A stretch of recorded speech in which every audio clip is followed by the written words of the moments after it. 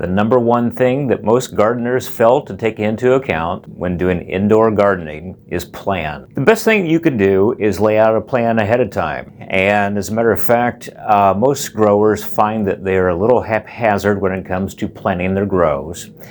And I would like to just show you a couple things today in regards to making your grows successful. Plant selection is a big idea for a lot of people because you'll probably want to pick out microdwarf and smaller plants because they do not take the larger lights to grow those.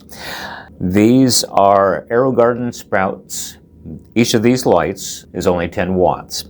You'll notice that I have hot peppers, microdwarf tomatoes, a cucumber plant, and a cauliflower plant.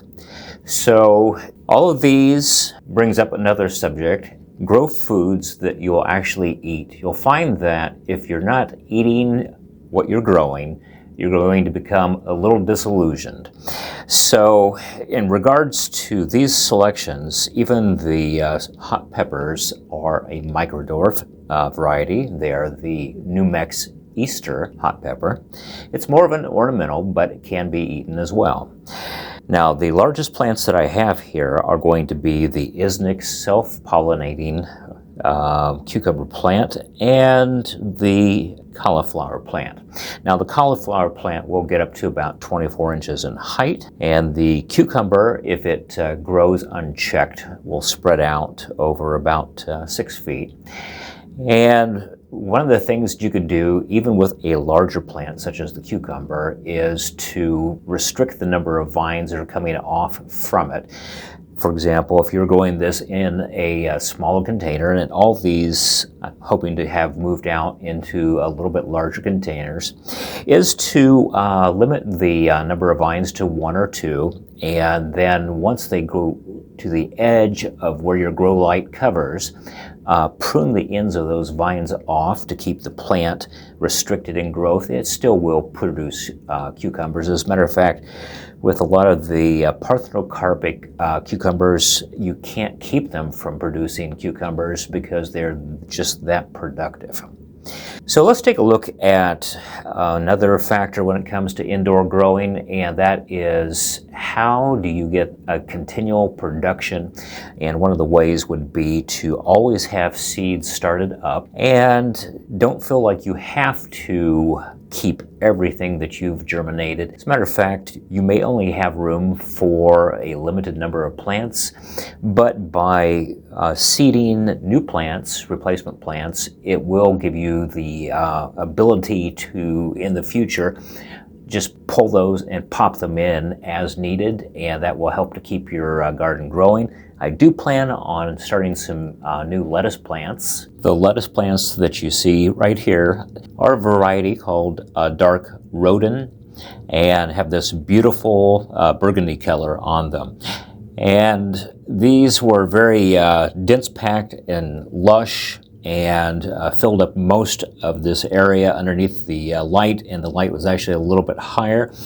But I'm using a process of harvesting where I go in and I'll take off a larger outer leaf, and I'll only leave a small number of tiny leaves in the center of the plant, which will regrow and give me up to about 3 months of lettuce harvesting about every 2 weeks. So these are recovering, and they're recovering very rapidly, so that's great to see. Now, this is one way to be able to get a continual production, because as I continue to grow these, it gives me adequate time to start up new seedlings that will take their place. And because I can get a mature head of lettuce in about 22 days using the hydroponics, it provides an opportunity to maybe grow for one week, maybe 1.5 weeks in the smaller sprout, using a seed deck that holds 15 pods, and I just pull those and drop those in and let those grow. Now, as an alternative, I grow another variety called Vivosun Romaine, and Vivosun Romaine gets much larger. As a matter of fact, whereas I used 9 lettuce plants in the first AeroGarden that I was showing you, I have 2 lettuce heads using the Vivian romaine in this AeroGarden. Now, 2 heads fill it up quite nicely. It is possible to maybe put a 3rd plant in, and just the sheer volume of lettuce is phenomenal. It permits me to harvest 1 head at a time instead of using the outer leaf harvest method, which I could use if I wanted to. But what I'm finding is I have a nice rhythm going where I use the 3-site AeroGarden Sprout to germinate additional Vivian romaine heads. And I move those over to the AeroGarden Bounty with the 40-watt LED light, and then I can grow 3 heads at a time, harvest those, and have a continual production going between the seed starting and the maturing of the lettuce heads. One of the things that several of you will find out is when you get lettuce from any of the stores around, it tends to go bad quickly. But when you're growing your own lettuce and it's fresh, you'll find that it literally keeps for weeks and allows you to have fresh lettuce at your fingertips, you know, for the kitchen. So that's 2 different ways, 2 different approaches for growing lettuce. And using those techniques, you know, of replacement plants, maturing plants, multiple containers, that can help you with getting more out of your small indoor gardens as well. One of the things to keep in mind is that the more containers that you are growing in, the more you'll have to top off water, the more you'll have to feed, and eventually the more that you'll have to clean up. This is another of the 40-watt Bounty AeroGarden units, and it had a pair of microdwarf golden harvest tomato plants in it, which were getting close to a year in age, and it's very productive to be able to grow these microdwarfs and harvest them.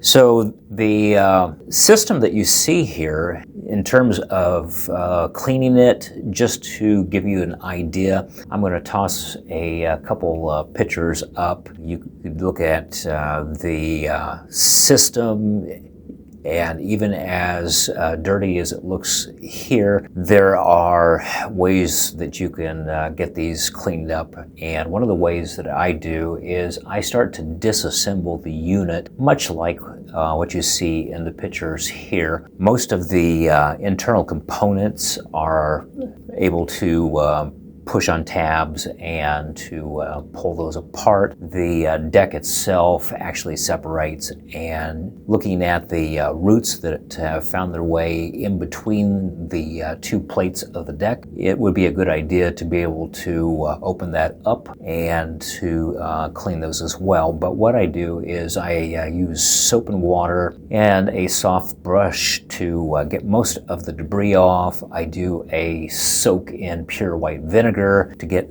the calcium and the iron that is in my natural city water off of the components. And these are top rack dishwater safe units. Of course, not the electronic parts, but you know, the bowl lifts up and everything that is inside there in terms of non-electrical pieces can be put into the top rack of the dishwasher. Today I'm going to be moving the 3 tomato plants that you saw in the sprout earlier. I filled the AeroGarden with water, and I'm using AeroGarden nutrients. Now, on the front, it tells you exactly how much nutrient to put in, and for a 9-pod AeroGarden, every 2 weeks you put in 8 milliliters at the start and then 12 milliliters after that, because the young seedlings do not need as much food and there's no point in wasting it. However, I'm going to use the full 24 milliliters in this garden because those tomato plants, as you were able to look at earlier, were up and going and have a little bit of size to them. Now, one of the things that I like to do is use a measuring cup. It's like a kitchen measuring cup that has milliliters, ounces, tablespoons on it. You can pick that up at most kitchen supply stores. But this is a lot more than 24 milliliters. And just to clarify, what I do is after I put in the 24 milliliters, I add water. And the reason I do that is it helps to dilute the nutrient. It makes it easier actually to pour out. I feel that I get more of the nutrient out of the container and less that's still on the glass stuck inside. So let's go ahead and remove the water top off and pour that directly in. Didn't take long at all. Make sure that my water is all the way up to the fill indicator inside, which it is. We'll put that back in place. And now let's go ahead and grab these tomato plants. I'll give you a little bit of a close-up. You can tell the roots are starting to grow out of the sponge in which the seed was placed. This is an AeroGarden variety also. It's a microdwarf as well, and it is a red heirloom tomato.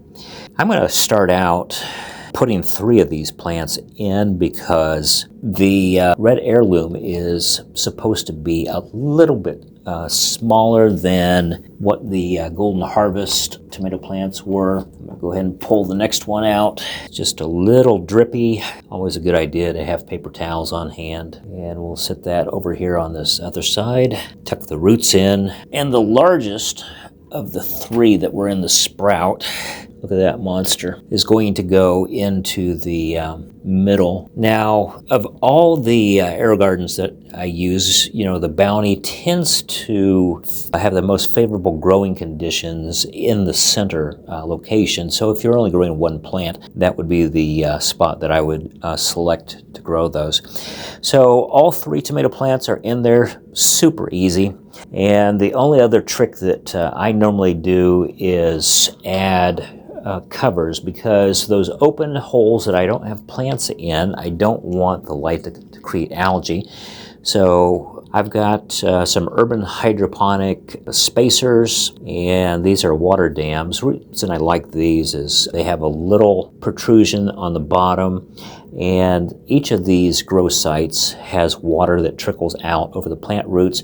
This allows me to stick the protrusion that you saw directly into the water chute, and that will back the water up and push it out where I actually want it. It'll help keep the garden a little cleaner as well. So if you give me a second or two, let me finish up and I'll show you what I have.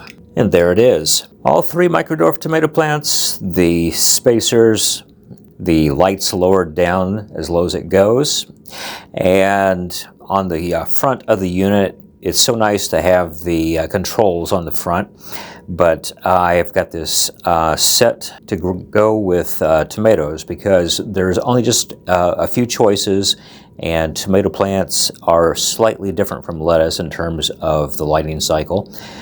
And so these plants should be producing for me around day 80 through day 100, I would guess. We'll have to come back and see where they're at. And that is just how simple it can be. So why fight against the obstacles for gardening? Set yourself up for success. Get the gardens that are going to be reputable, as well as planning ahead, and you should have all the success you need.